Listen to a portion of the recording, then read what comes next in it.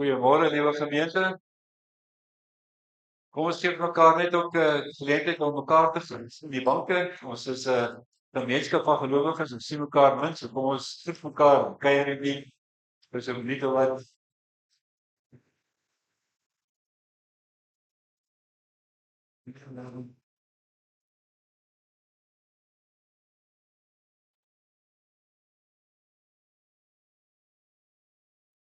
Dis eintlik dan baie lekker gesellig as ons mekaar opgroet. Dit klink ook sommer hier van voor af lekker gesellig 'n gemeenskap van gelowiges. So dis baie lekker dat ons mekaar so kan groet. Baie welkom hierso. Ons my gebed is dat julle dit ook vanoggend sal beleef as 'n wonderlike geleentheid so in die teenwoordigheid van die Here en dat die Here ons ook weer deur sy woord sal opbou. Ek wil graag net namens die kerkraad vir u die lidmate wat verkies is as ouderlinge en diakens voorhou. Dus vandag die tweede Sondag wat hulle afgekondig word en dan kan hulle dan bevestig word. Op die 27 Mei het ons 'n paar lidmate verkies om weer die nuwe siektes oor te neem. By 1 as diaken vir die Ackerman. By 2 as diaken na Warman, die Rina Meina met kies as ouderling. By 3 as ouderling by die tak. By 4 as ouderling Karen Slegter. By 5 as diaken Adele Story en as ouderling Marina van Onsen, sy is herkies. By 6 Jana van Sail wat herkies is en Nelson Leer as ouderling. Silverrock, Helena Myntjies. By die vrug is diaken Almyne Bewerk en Andries Beraan ouderling. By Oranje Rivier Marius Wit as diaken, Piet Lou wat herkies is as ouderling. By Rooidam is Tommy Wisset herkies as ouderling. By Witbit Karel Reed as diakens kies en as ouderling vir die toeslag. Dit is die kerkaslede wat gekies is op die 27 Mei. Kom ons bid vir die lidmate dat hulle ook vrede en rustigheid sal kry en sekerheid sal kry dat hulle dan ook vir ons kom help om die regering van die kerk en die bestuur van die gemeente te kan waardig tot eer van die Here. Dis al van my kant af en van die kerkraad se kant af. Kom ons word stil en kom ons vra dat die Here vir ons ook hierdie geleentheid sal begin.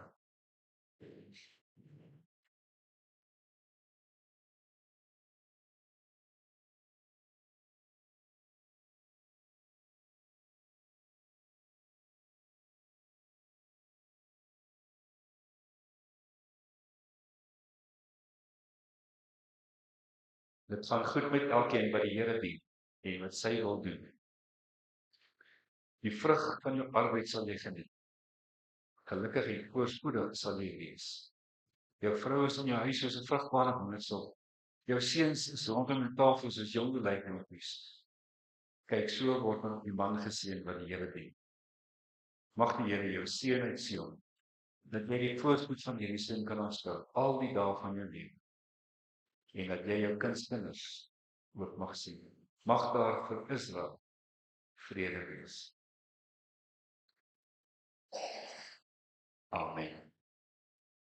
Liewe gemeente, genade vir julle en vrede van God ons Vader en Here Jesus Christus en hy skenk hierdie vrede en vrede by elkeen van ons deur die kragtige werk van sy Heilige Gees. Kom ons antwoord hierop met 'n paar lofliedere tot eer van die Here. 171 vers 1 en 2, dan ook 470 vers 1 en 4 en 179. Nou sing ons daarvan al drie verse. So kom ons sing hierdie drie liedere as ons loflied 171 is ook een van my gunsteling liedere.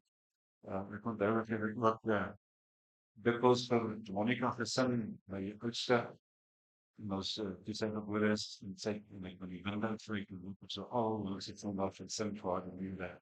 So 171 heilig, heilig, heilig is die Here. Engele in die hemel baie voor hom neer. Kom ons sing hierdie liedere tot eer van die Here.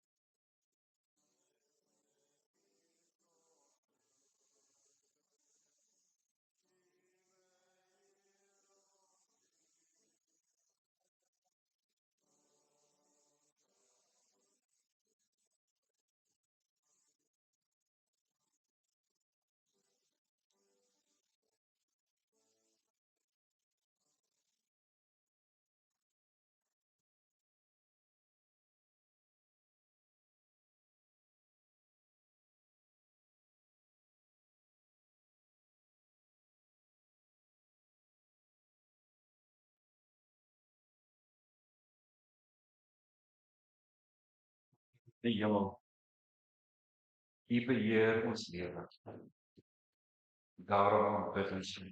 Jesus Christus, ons redder en verlosser, U beheer ons lewe. Daarom aanbid ons U. Heilige Gees, ons trooster, Immanuel, God met ons. U beheer ons lewe. Daarom aanbid ons U. Driemaal Heilige God, ons kom vanoggend aan mekaar as gemeente om U aan die lof en eer te kom bring. Om U te kom aanbid. Omdat U ons Here, ons God en ons verlosser is. Ons word stil voor U.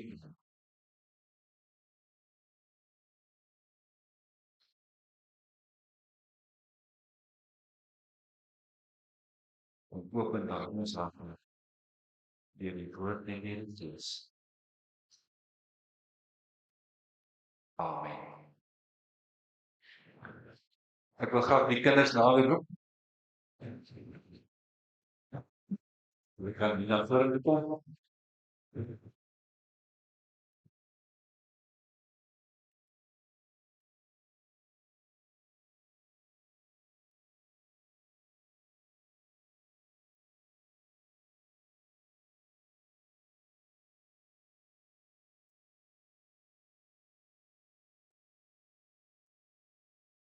Ek is weer groot van die volke. Lekker baie.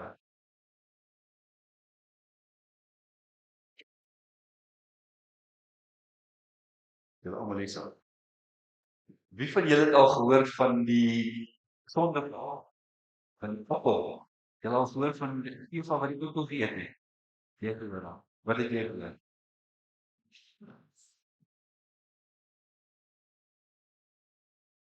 Die slang gesê hulle moet die middels gekoop het. En toe eet jy. En toe wat gebeur toe? Goed. Wat weet julle nog? Wat ken julle nog van daai verhaal? Wat ken jy? Die slang was die duiwel gewees. En toe hulle die appel geëet het, die vrug geëet het dat hulle nie mag eet het nie, toe kry hulle mis vir Here. Julle daarin gehoor. En toe kom Here soos 'n aandwindjie deur die tuin en hy vra, "Waar is julle? Hoe kan ek nie speel hulle wegkry met die vir die saam met Here?" Of het hulle nie?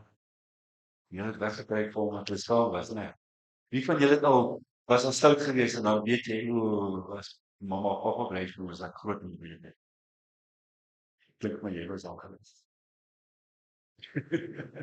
Wie van julle was al stout geweest dat julle geweet het ek sien die moeilikheid dat dit trek julle was. Jy het al gedoen, wat het met jou gebeur? Moet ek my storie vertel? Ek het hom al vertel, maar ek het amper die huis al gebrand en gekry om die brief weg. Want dit het nie baie gehelp nie. Wat het met jou gebeur? Goed. So, dis wat ons vandag gaan lees. Wat we lees van die verhaal van Genesis 3 vers 1 tot 15 waar het vertel hoe hulle die appel geëet het van 'n boom wat hulle nie mag geëet het nie. Toe die slang het hulle verlei en toe het hulle die Here het hulle weggekry en hulle skaam vir die Here gewees en toe van daar is hulle uit die tuin uit gewees. Ons nog vandag daarvan. Kom ons bid saam terwyl ons is. Here, baie dankie dat U U woord vir ons gee en dat ons in U woord kan lees en kan leer wat U vir ons wil leer en vertel oor U se naam.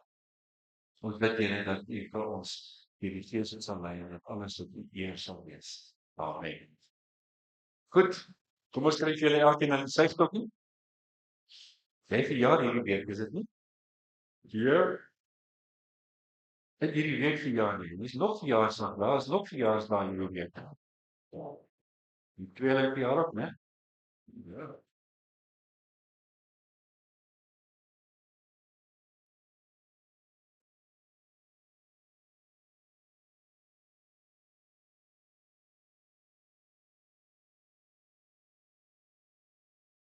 Goed.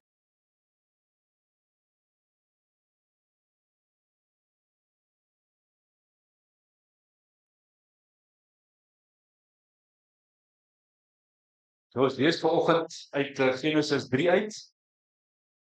Genesis 3 vanaf vers 1 af.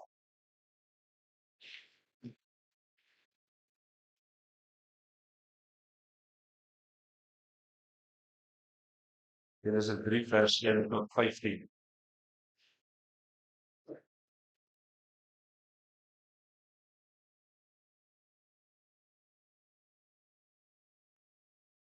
Net eintlik die hele verhaal lees van vroeër af.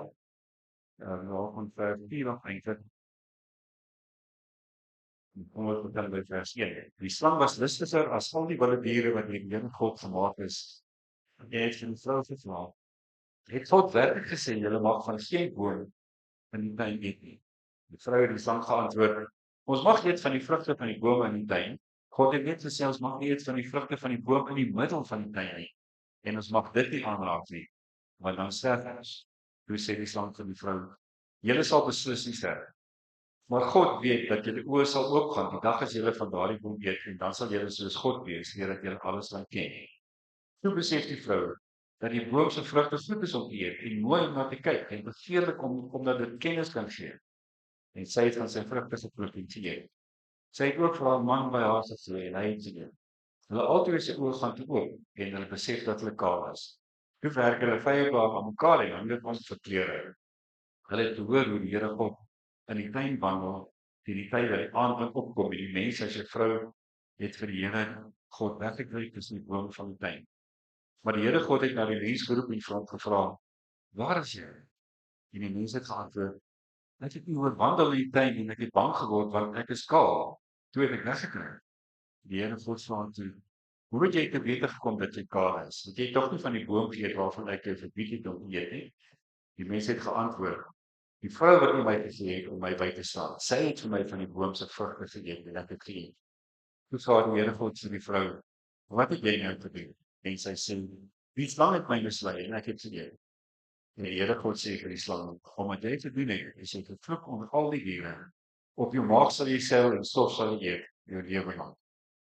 Ek stel vyandskap tussen jou en die vrou, tussen jou nageslag en haar nageslag, en haar nageslag sal jou oppermos en jy sal hom in die jaag sien."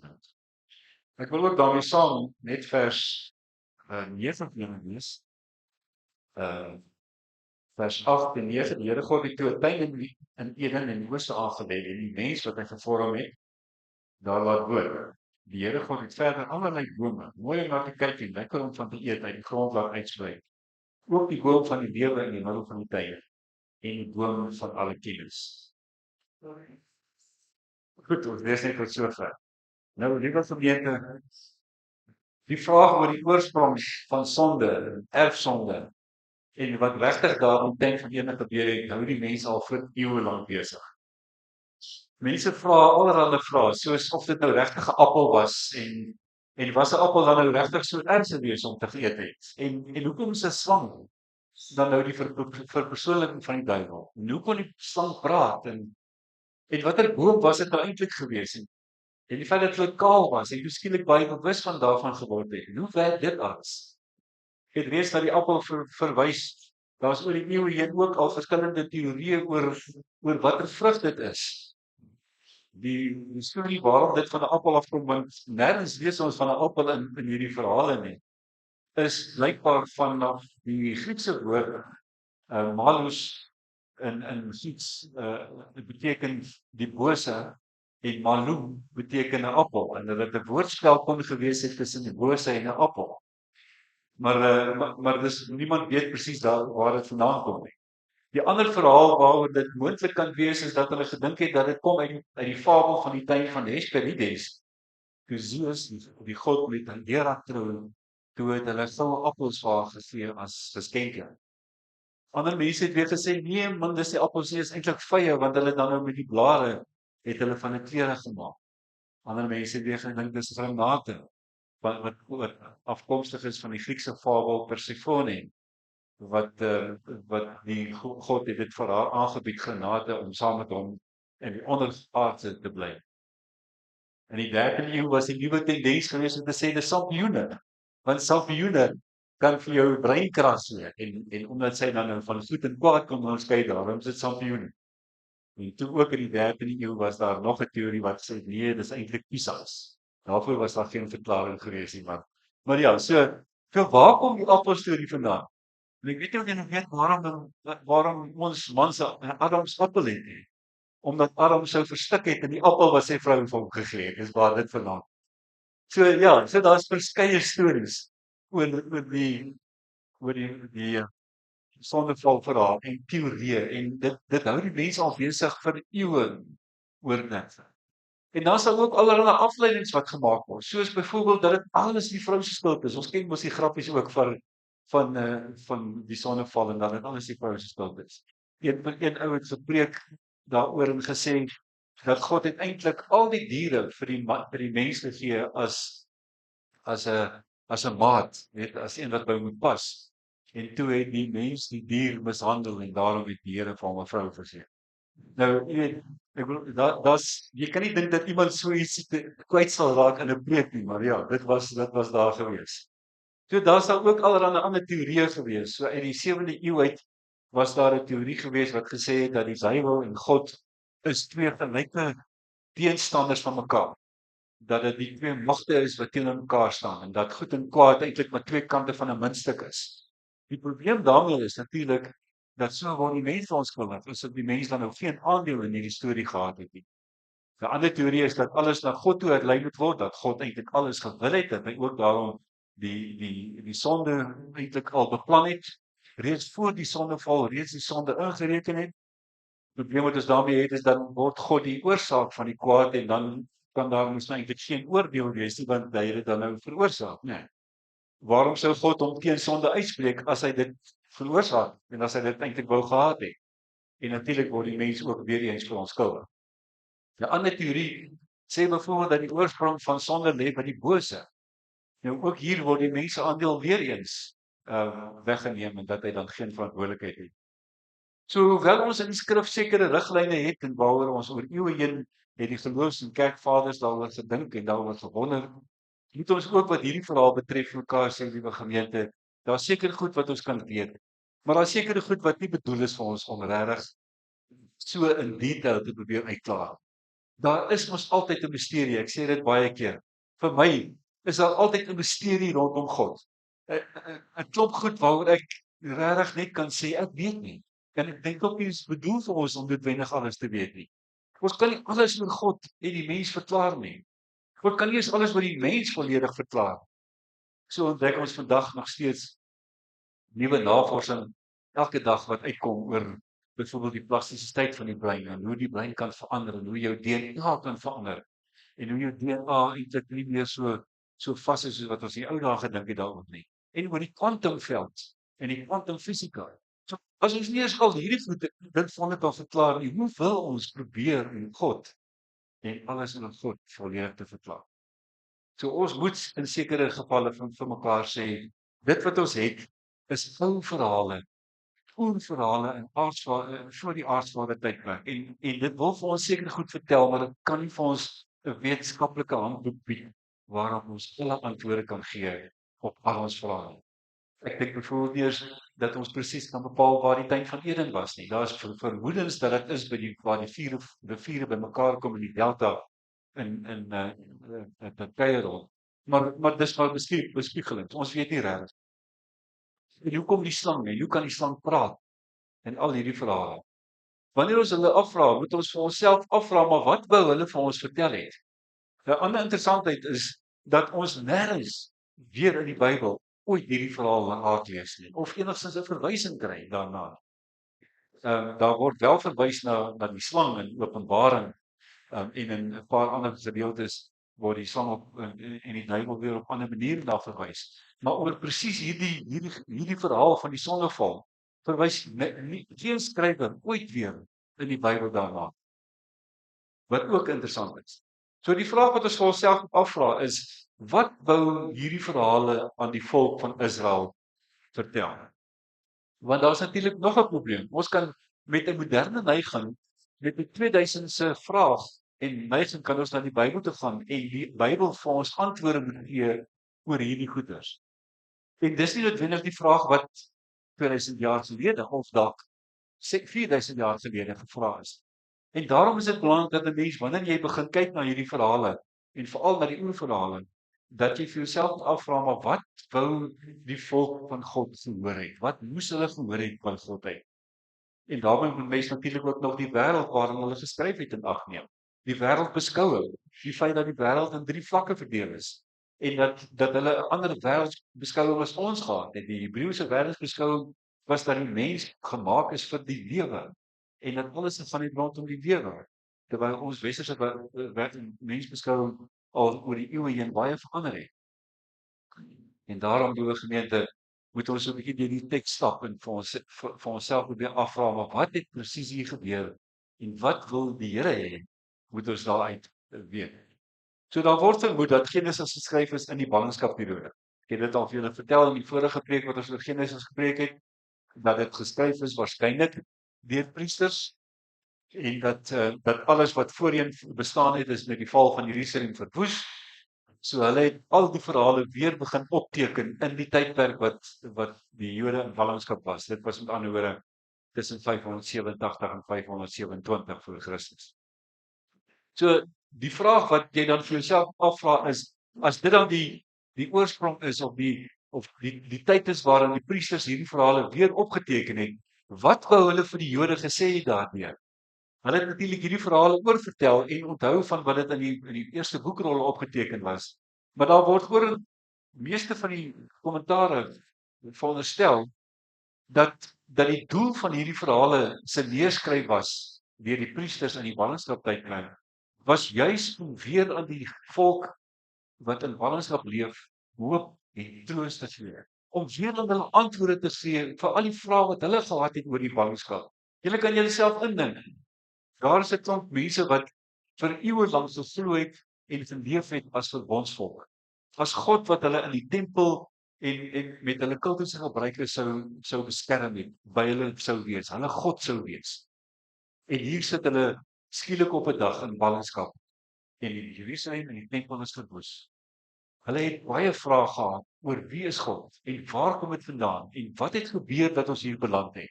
En waar kom dit dan nou vandaan dat ons nie die vermoë het om gehoorsaam te kan wees? Troos en hoop in ballingskap en antwoorde op al hulle vrae. Dis die aanvanklike bedoeling waarmee hierdie priesters hierdie boeke weer opgeteken het en weer aan die Jode verkondig het. Om hulle te help verstaan waarom hulle hier is in hierdie situasie waarin hulle is. Dat God nie 'n onregverdige God is nie. Dat hy eintlik nog steeds in genade uitreik aan die mens en aan hulle. En dat die skuld wat daar gebeur het en wie se skuld dit is eintlik maar by die mense in elk geval lê. Daar's ook 'n tweede rede waarom hierdie verhale waarskynlik opgeteken is. En dit is dat die priesters ook 'n korreksie wou bring. Want onthou net soos wat daar die Bybelse verhale is, net so was daar ook buite Bybelse verhale gewees. Die Babiloniërs het 'n skepingsverhaal gehad. Die Babiloniërs het verhale gehad van gode wat met mekaar beklei het en wat ook sonde ongehoorsaamheid veroorsaak het. Hulle het verhale gehad van gode wat mense gebruik het sodat die mense hulle kan help om te werk. So daar was verskeie verhale gewees in die Mesopotamiese tyd gewees. En die priesters wou tussen in die midde van die lewe van die Jode, tussen al daai verhale, wou hulle ook korreksies aanbring en sê nee, dis nie so dat gode met mekaar beklei het nie, maar so. Dis nie dat die sondeval daarvan afkom nie, maar hiervandaan af. So hierdie verhale was bedoel ook gewees om 'n klomp korreksies aan te bring. So wat ons wel met sekerheid vir mekaar kan sê uit hierdie verhale uit die gemeente is dat ons weet dat die duiwel homself reg in die Bybel in verskeie maniere homself kom voordoen aan die mens. As jy dalk nou wonder oor hoe is dit dat 'n slang nou die duiwel verpersoonlik en is alle slange dan nou duiwels en hoe kon hy gepraat het, dan kan ons kyk na die Bybelse gegevens. Die duiwel doen homself in verskillende vorme voor in die Bybel. Verskillende maskers kan 'n mens amper sê. Hy's baie keer kom hy in die gedaante van 'n bose gees. Baie keer kom hy in die gedaante van 'n dier. Hy was al in 'n gedaante van Petrus gewees toe Jesus vir Petrus gesê het, gaan weg van my af Satan want jy wil nie hê wat God wil hê.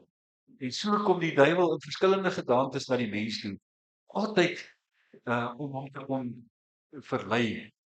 Hy kom byvoorbeeld ook in die engel as engel van die lig gewees. So die duiwel sal enigiets of enigiemand gebruik om net sy doel te bereik en die mens te kom verlei. Duiwel, byvoorbeeld die woord beteken om uitmekaar te jaag of uitmekaar te gooi of om teen mekaar aan te is. Die hoogste strewe van die duiwel is om God en mens uitmekaar te laat gaan en om God en mens ook teen mekaar aan te is en uiteindelik mens en mens ook. En vir sy doel gebruik hy enige middel as aanknopingspunt. Selfs siektes en selfs veldgode, lees ons in Kronieke daarvan. Ook ander mense, in Handelinge lees ons van 'n towenaar wat hy gebruik het om homself mee te vermom en om so homself ook aan die mense op te druk. Satan beteken ook teenstander of vyand. Hy word soms ook genoem Beelzebul of owerste van hierdie wêreld in 2 Korintiërs. Hy word ook Belial genoem en die vyand in Matteus 13, 'n mensemoordenaar en 'n leenaar. In elke konteks staan die duiwel teenoor dit waarvoor God staan, teenoor die koninkryk van God, teenoor alles wat goed en reg en mooi is wat God gemaak het. Hy kom daarom, liewe gemeente, in verskillende gemaskerde gestaltes. Hier lees ons van 'n slang en in Openbaring 12 vers 9 word daar weer verwys na die slang en ook in Openbaring 20 vers 2. So wat verder interessant is dat hy ook hier kom om in 'n gesprek te tree met die mens, sodat die mens medeverantwoordelik is. Hy kom nie maar net en sê vir die mens, kom hierso eet, vat en dat jy kan skuldig wees daaraan. Hy kom in 'n gedaante van 'n gesprek. 'n Gesprek waarin hy die sekere waarheid verdraai. Kyk net hoe loop daardie gesprek. Hy het vir die vrou gevra, het God werklik gesê, julle mag van geen boom in die tuin eet nie. Nou ons weet natuurlik dis nie wat God gesê het nie, né? God het gesê, hulle mag nie van die boom van goed en kwaad eet nie. God het ook nie gesê, julle mag nie van die boom in die middel van die tuin eet nie. Hy het net gesê, julle mag nie van die boom van goed en kwaad eet nie. Here God het verder allerlei bome mooi om na te kyk en lekker om van te eet uit die grond laat uitspruit. Ook die boom van die lewe in die middel van die tuin en ook die boom van alle kennis. Daar word nie gesê waar hy staan. En dan kom die duiwel en hy sê, het God werklik gesê, julle mag van geen boom in die tuin eet nie? God het dit nie gesê. En dan klink dit asof Eva hom nou 'n bietjie wil reghelp. Die vrou het die slang geantwoord, wag, nee. Ons mag eet van die vrugte van die boom in die tuin. God het net gesê, ons mag nie eet van die vrugte van die boom in die middel van die tuin nie. Dis natuurlik ook nie waar nie, né? Sien wat God gesê het nie. En ons mag dit ook nie aanraak nie, dis ook nie wat God gesê het nie. Want dan sal ons sterf, dis ook nie wat God gesê het nie. So, die duiwel kom met 'n gesprek na Eva toe en verdraai die waarheid. Hy gee hom net so 'n kinkel dat dit net so links van die waarheid is, net so regs van die waarheid is. En so maak hy 'n begeerte in die mens wakker en prikkel hy haar begeerte deur haar te laat twyfel aan God se goedheid, want dis eintlik wat hy gedoen het. Hy wil eintlik vir die twyfel in Eva se kop laat ontstaan van God is eintlik nie goed nie. God het eintlik nie die beste wens vir jou in gedagte nie. Maar soos ons gaan kyk na vers 2, nee, het God vir die mense gesê, hier is ons die tyd. Gaan leef en gaan eet en gaan geniet dit en gaan deel die vreugde daarvan. Dit was mooi gewees en alles. Moet net nie van hierdie eet. Vir jou beswil natuurlik. Nie as 'n straf of as 'n beperking nie, maar vir jou beswil. Wat maak die duiwel? Hy draai dit om. Hy saai die verwarring om te sê, God is nie goed vir jou.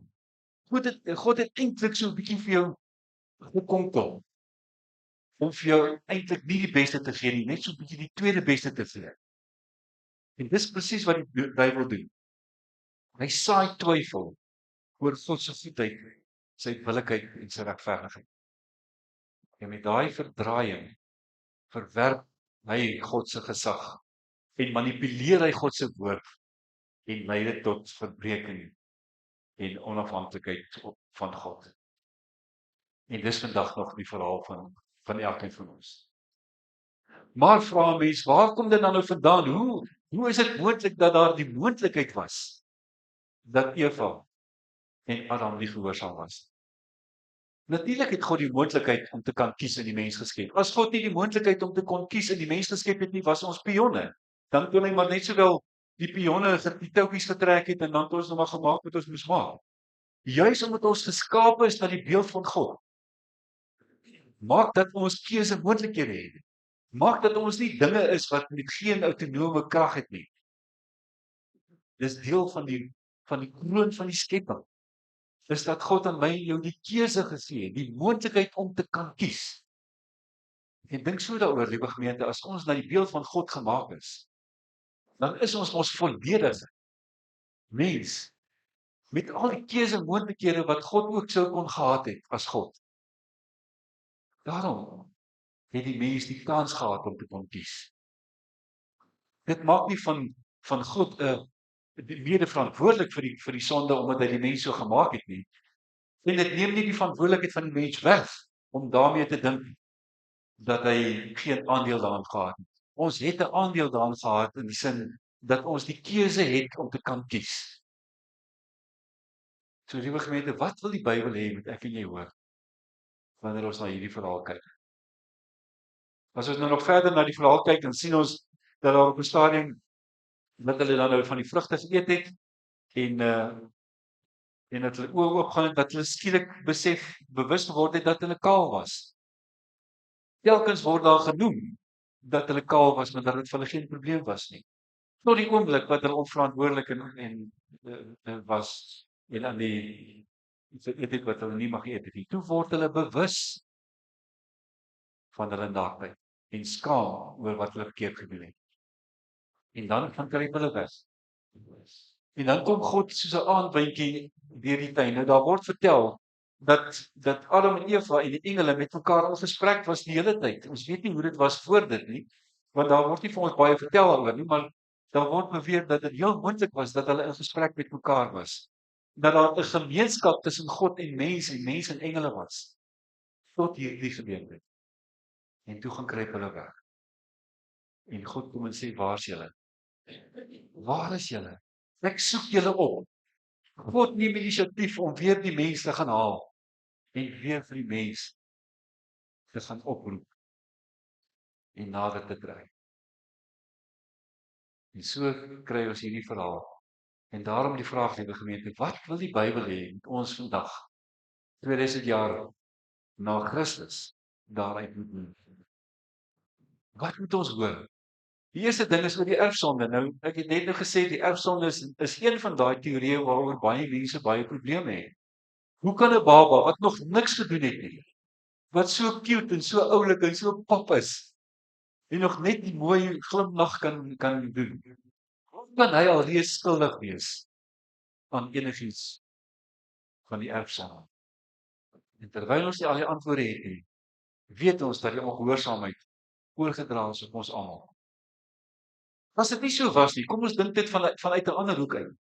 As dit nie so was nie, liewe gemeente, as dit moontlik was dat babas en mense eintlik maar van nature gaan, goed en mooi en reg geskape is en geen deel het aan die erfsonde nie, dan is die verdere implikasie dat ons mos nie eintlik 'n verlosser nodig het nie. Want dan is dit mos moontlik dat as ek daai baba mooi groot maak en na my beste van my vermoë reg groot maak, dat hy uiteindelik goed en mooi en reg en volmaak mos nou sou kon voortgaan en 'n volwassene word. As iemand dit ooit sou kon regkry om daai perfekte baba sou kon groot te kry, dan het ons nie 'n verlosser nodig gehad. Dan was dit nooit nodig geweest. 'n tweede vraag wat ons vir onsself daaroor moet vra, wanneer jy so daaroor wil dink, is: daar was nog nooit in die wêreld se geskiedenis een ouer wat dit kon regkry nie. Nog nooit.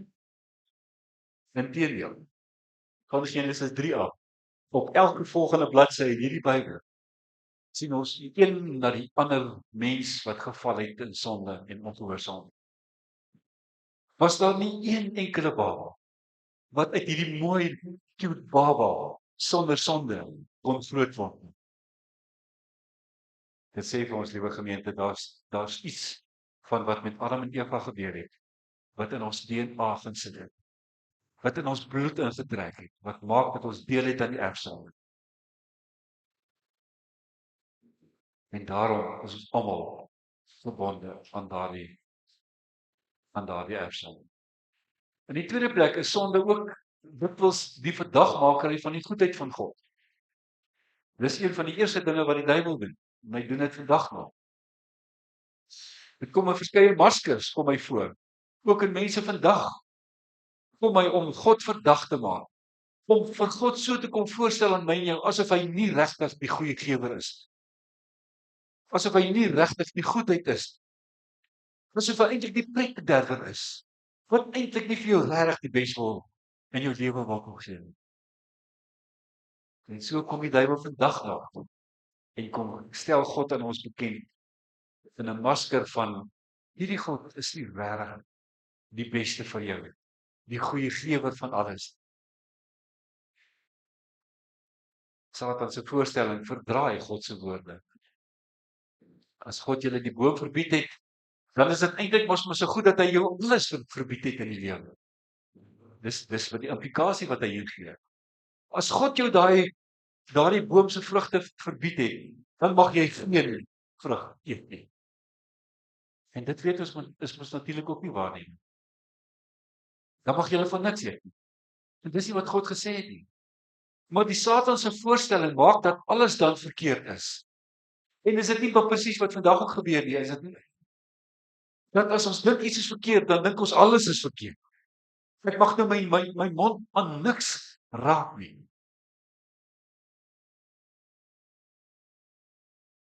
As ek nie iets mag drink nie, dan mag ek niks drink. As ek nie mag seks hê nie, dan mag ek geen seks hê. En dit is nie wat die Bybel ooit gesê het nie, wat God ooit gesê het nie. As ek nie die goeie mag geniet nie, dan beteken dit nie dat ek niks mag geniet nie. Dis 'n verdraaiing van wat God eintlik gesê het in die gedeelte. Dis nie alles of niks. En so word ons oortuig dat ons die lewe mis as ons aan God gehoorsaam wil wees. Ek het dit al so baie gehoor by jong mense. Ek wil nie nou, ek stel nie nou belang in die kerk en in God nie, want ek wil eers my lewe gaan geniet. Want hierdie verdraaiing word aan ons voorgehou dat jy mis die lewe as jy saam met God en in God is. Dink so daaroor. Ons word nie sommer verlei om iets ernstig boos te doen en goddeloos te wees nie. Die meeste van ons val eintlik maar oor hierdie net links, net regs van die waarheid af. En dis presies hoe die duiwel nog vandag nog na elkeen van ons toe kom. Hy kom na ons toe met hierdie net so links of regs van die waarheid af.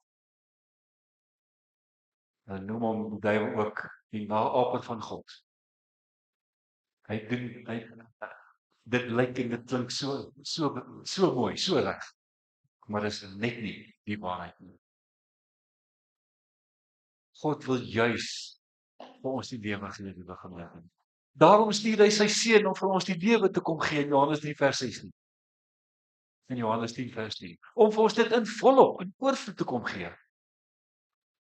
En daarom is daar ook 'n boom in Openbaring 22. Ook 'n boom in die middel van die tuin, in die nuwe dienswet, van waar lewe aan die wêreld aangebied word om te kom leef. En ons sien dit al reeds hier in die gedeelte, ook in Genesis 2. God kom gee die lewensruimte en die lewe aan die mens. En die lewe is 'n gawe van God en is om te deel in die gemeenskap met God. En juist daarom is die vervreemding wat die Satan gebring het so erg. Want dit is eintlik die dood. Prof Johan Heinz het altyd gesê, hel is om nie in God se teenwoordigheid te wees nie.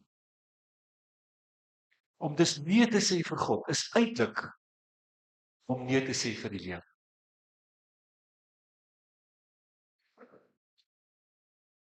Die derde ding wat ons moet raak sien in hierdie gedeelte die gemeente is so tipies mens, die verontskuldiging, né? Ons hoor van Adam. Hy begin dadelik met sy gesprek oor wat eintlik nie sy skuld is nie. En as jy nou mooi daarna gaan kyk, dan is dit presies hoe ons maar altyd te werk gaan. Die Here God vra toe vir hom, hoe het jy te wete gekom dat jy Kain is? Wat het jy gedoen? En die mens antwoord, dis die vrou wat jy my gesê het. En as jy nou Genesis 2 gaan kyk, in die laaste vers van Genesis 2, sing hierdie selfde Adam 'n loflied Hierdie keer is dit een net myself, een soos ek. Daarom sal sy vrou genoem word, sy het die man geneem. So, Adam gaan soek vir hom 'n maat onder al die diere en hy kon nie een kry wat by hom pas. En ek stel my voor, hy gaan sit daar in die skaduwee van 'n boom en sê, Here, hier het ek nou onder al die diere iemand gaan soek. Hier's niemand wat soos ek is nie. En die Here het 'n slaap oor hom laat kom. En 'n ribbebeen het hom uitgevat en vir 'n vrou gegee. Toe hy wakker word, toe sê hy, "Jippie, hier het nou een soos ek." Om in die volgende verhaal te sê, dis die vrou wat hy my gegee het. Dis sy wat gemaak het dat ek hierdie ding geëet het. Jy sien, vir hom was die probleem gewees dat daar moet 'n rede wees oor waarom hy hierdie appel geëet het. Hy sou dit tog sekerlik net sy eie wou gedoen het nie. Dis die vrou wat hy my gegee het. Die loflied word skielik 'n skeldlied. En Eva, sy laat nie op haar wag nie, né? Nee, dis nie ek nie. Dis die slang wat my dit laat doen het. Alles gaan net om nie die verantwoordelikheid te vat van wat daar gebeur het nie. Ons nie weet mos hoe werk dit, maar die blame game. Dis die oudste storie in die Bybel. Dis nie ek nie, dis hy. Dis nie ek nie. Dis die omstandighede. Dis nie ek nie, dis die noodlot wat oor my gekom het, die fatalisme en die fatalistiese lewensuitkyk. Dis nie ek nie. Wat het met my gebeur? Of dit met iemand anders dit aan my gebeur. Vir God is dit natuurlik glad nie so ingewikkeld nie. Dit is baie eenvoudig. Jy het geëet wat jy nie moes nie. Dis die punt. Dis waaroor dit gaan. Maak nie saak wie vir jou gegee het en wie dit in jou keel afgedruk nie. Jy het geëet wat jy nie moes nie. Omdat jy te vroeg die goeie wou ontvang het. En die gevolg was die skaamte en die vrees en die wegkry. Wat doen God? Sien hoekom ek altyd sê van die eerste bladsy van die Bybel af is genade alreeds deel van God se wese. Hy kom met genade en hy kom soek die mens op. En dis nie asof hy nie geweet waar hulle is nie. Ek bedoel, Psalm 139 sê die Here weet waar ek is, of ek links of ek regs is, of ek bo of onder of noord of suid gaan. Hy weet waar ek is. Dis nie asof God nie geweet het waar hulle is nie. Maar hy kom soek die mens op in genade. Waar is jy? Want ek wil met jou in gemeenskap wees. Ek wil met jou in 'n verhouding staan. Ek wil nie dat hierdie ding iets moet word tussen ons nie. En gee die mens geleentheid vir herstel. Dis die aard van God, nuwe gemeente. Dis God daar op sy heel beste. Wat in genade sy hand uitsteek en sê, ek wil vir jou 'n God wees. Selfs toe die groei nie kon gebeur het nie, wil ek nog steeds vir jou God wees. En wil ek nog steeds met jou in gemeenskap wees. En so soek vir God vir my op in sy genade. Vandag nog. Om aan ons die lewe te gee. Dit was nog altyd God se begeerte om met ons in 'n verhouding te leef en vir ons die lewe te gee. En ongeag wat ek en jy doen, hy soek ons op. Wie van julle was al in 'n situasie gewees waar jy ver van God gevoel het en waar jy geweet het jy is besig om weg te dwaal van God af? En ons kan dit nie verklaar nie. Maar God gaan haal ons. En hy bring ons altyd weer terug. Hy gaan haal ons uit die modder uit. En hy bring ons na hom te terug. God laat dit eenvoudig nie toe dat ons in die donker diepte in die gat lê. Hy is so lief vir ons dat hy ons altyd kom opsoek in sy liefde. En so sien ons dit in die profeteboeke ook. En uiteindelik draai God hierdie oortreding om in Jesus en hy vergewe ons aan die kruis. En hy neem ons skuld weg. Hy verontskuldig ons nie. Hy neem ons skuld weg deurdat hy iemand in die plek vir ons aan die kruis laat sterf.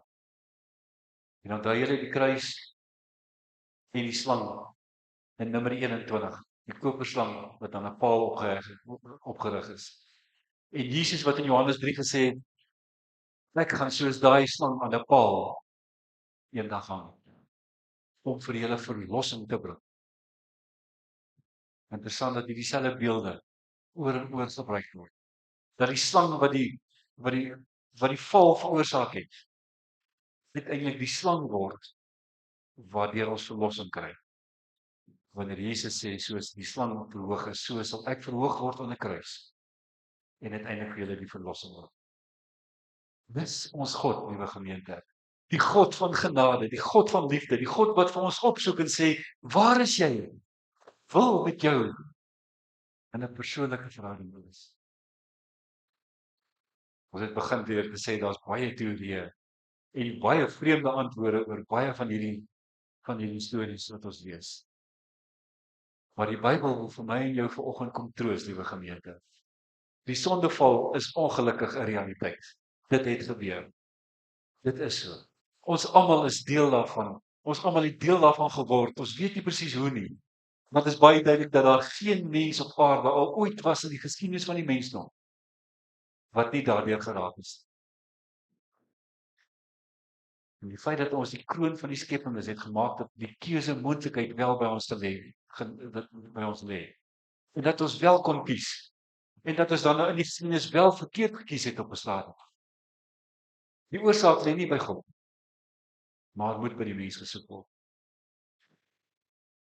Maar moenie vergeet dat God in sy genade uitreik en sê, maar ek het klaar 'n plan. Ek het selfs al toe reeds 'n plan gehad, deurdat Jesus Christus sou kom sterf aan die kruis. Mense kan nou sê, ja, met ander woorde, God het eintlik al voor die skepping geweet daarvan. Ons kan daaroor spekuleer as ons wil, ja. Die punt is, dat dit het gebeur. Die ongehoorsaamheid het gebeur. En God het nooit laat vaar die werk van sy hand nie. En God het aan my en jou die verlossing gebring. Want hy wil met my en jou in 'n verhouding staan. Hy wil ons God wees. En hy is steeds besig om vandag al ons God te wil wees. Om in Christus te oorwin. En die wonderlike is dat ons in die tyd na Christus leef. In die tyd waarin ons weet dat hy die dood oorwin het. Dat hy uit daai dood opgestaan het. En daarmee die duiwels finaal in nekslag toegedoen het. Die duiwel is 'n oorwonde vyand. Hy wil dit natuurlik nie weet nie. Hy wil ons laat verstaan dat dit nie so is nie. Maar ons weet, hy is oorwin aan die kruis en deur die opstanding. En daarom het ons die vermoë om met God in 'n verhouding te staan. En dit is die vermoë om die nuwe mens te wees waartoe God ons geroep het om te wees. En dis die hoop en die troos en die goeie nuus daarvan. Nie die slegte nuus van die sondeval en die oordeel nie. Die goeie nuus van die verlossing en die redding en die lewe wat God kom herstel. Wat hy van die begin af wou gehad het moes gewees het. En dit het hy kom herstel deurdat hy vir ons die lewe kon gee. Die moontlikheid kon gee. Net soos ons die moontlikheid gehad het om te kon kies. So hy vir ons nou die moontlikheid om ook reg te kies deur Christus wat ons lief gemaak het. Deur die Gees wat in ons woon. En daarom, liewe gemeente, kan ons met God in 'n verhouding staan en ons dan leef. Dan leef die nuwe lewe in Christus. Amen.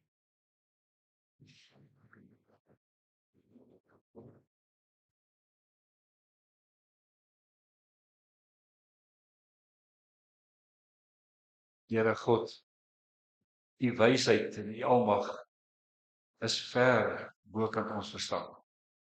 En hoewel ons oor baie goed kan spekuleer en hoewel ons baie inligting kan kry uit verskillende gedeeltes uit die woord uit en deur die Gees gelei kan word, moet ons voor u kom buig en sê, Here, ons is maar op die kroon van die skepping, maar ons is nog steeds maar net mens. En ons loof en prys u vir u almag, u wysheid, maar veral vir u liefde en die genade. Van die eerste bladsy tot die laaste bladsy. En van die eerste dag van die geskiedenis tot die laaste dag van die geskiedenis. Dit is maar een ding wat ons oor u kan sê, en dit is die liefde en die genade van ons. Dit is nooit min en anders. Dit was nog altyd so gewees. Dat u genade altyd seëvier. Dat u ons nader trek Omdat U met ons 'n verbond gesluit het. En dat U vir ons 'n God wil wees. Omdat U vir ons so lief is. Omdat U ons U verteenwoordigers is, U beelddraers is. Ons loof U daarvoor vanoggend, Here. Dat ons wat hier in die kerk in Hopetown sit, beelddraers kan wees van die herstelde mens in Christus. Dat ons nuut gemaak is in Christus. En dat ons nou 'n nuwe mens is wat deur die Gees van God gelei word. Dankie daarvoor. En daarom bid ons, Here, dat U deur die Gees vir ons dan sal help. So Paulus sê, dat ons die regte keuse sal neem, dat ons deur die Gees gelei sal word, dat ons denke sal vernuwe, sodat ons deur die Gees kan leef.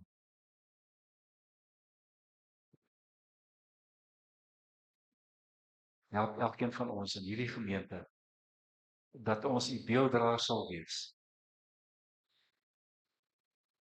dat ons deur die Gees van God hierdie wêreld sal vernuwe, die wêreld sal wys en sal vertel, bekend sal maak, bewus sal maak van die verdraaiing van die duiwel.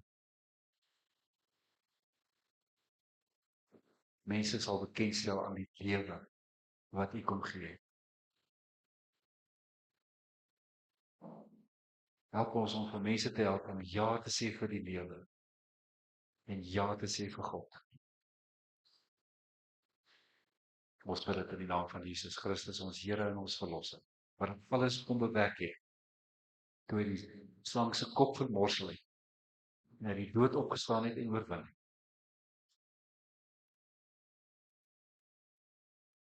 En sy Gees in ons gegee het om hier elke dag met ons en by ons te wees, tot eer van U naam.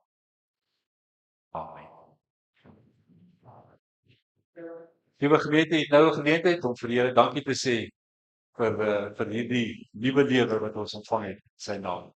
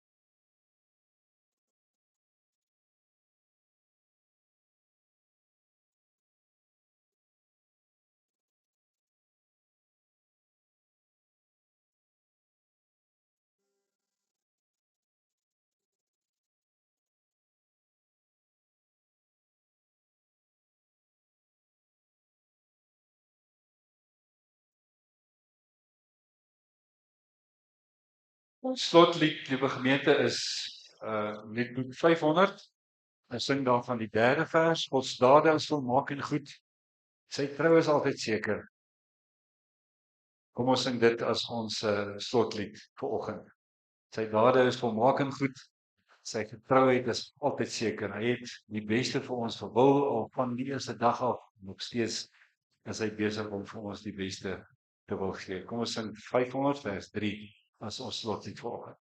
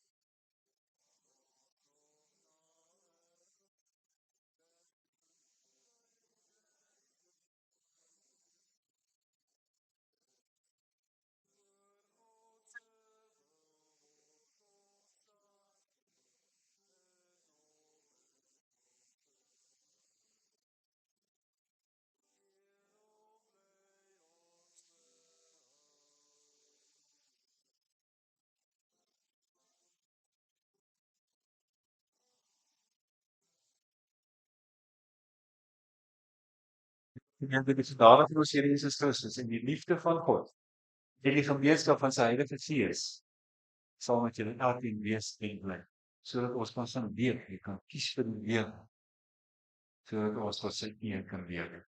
Amen.